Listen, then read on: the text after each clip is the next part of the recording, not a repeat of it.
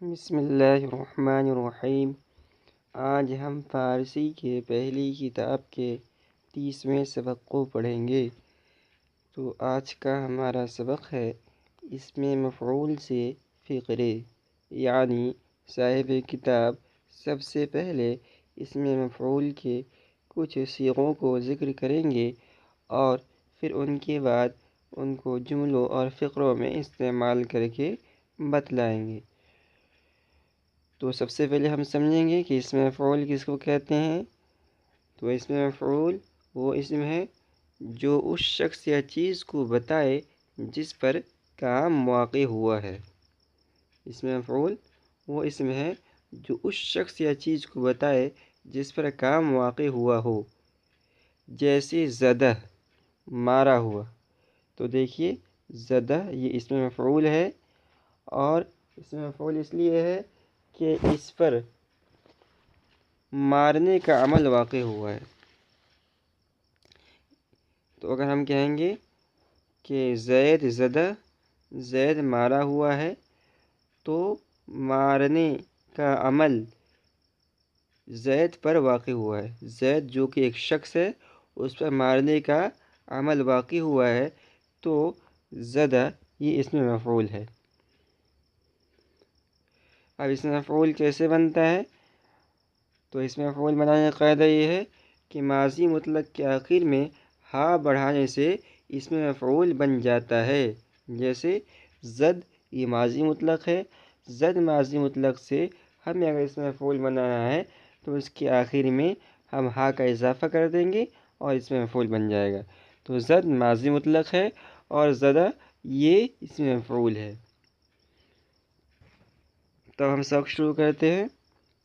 سب سے پہلے یہ اسم مفعول کے پانچ اسم مفعول انہوں نے ذکر کیے ہیں، ہم پہلے ان کو پڑھیں گے اور ان کے معنی سمجھیں گے۔ اس کے بعد جملوں کے درمیان اس کو استعمال کیا گیا ہے اس کو ہم پڑھیں گے۔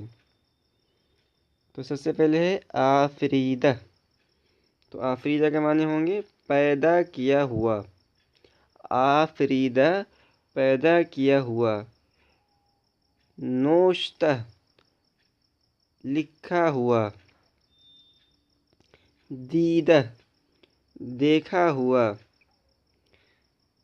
رنجیدہ آزردہ۔ تو آزردہ کا ترجمہ ہے رنجیدہ یا ستایا ہوا۔ کردہ کیا ہوا۔ اب آگے دیکھیے یہ کچھ فقرے ہیں۔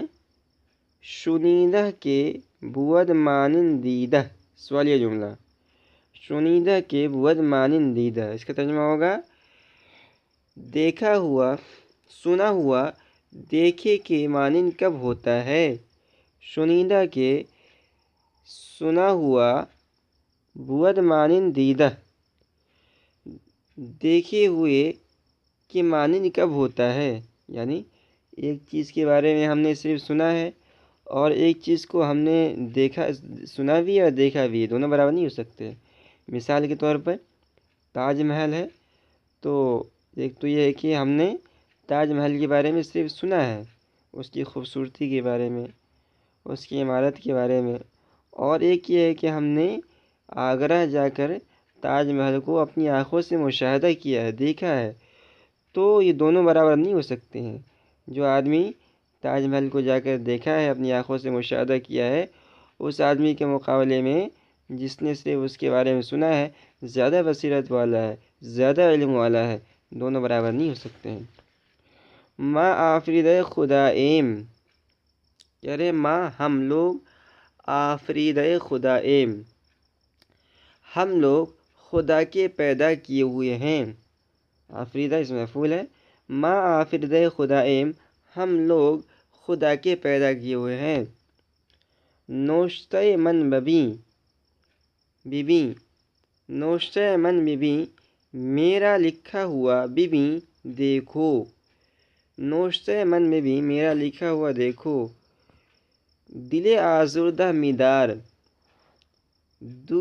دکھا ہوا دل مت رکھ۔ دل آزردہ غمگین دل، رنجیدہ دل، ستایا ہوا دل، دکھا ہوا دل، کوئی معنی کر سکتے ہیں. دل آزردہ مدار، رنجیدہ دل مت رکھ، خود کردہ را علاج نیست. خود کردہ را اپنے کیے ہوئے کا، علاج نیست کوئی علاج نہیں ہے. خود کردہ را اپنے کیے ہوئے کا، علاج نیست کوئی علاج نہیں ہے. تو آج کا سبق ہم یہی ختم کرتے ہیں، اور اگلی سبق کے اندر ہم عادات کے بارے میں پڑھیں گے.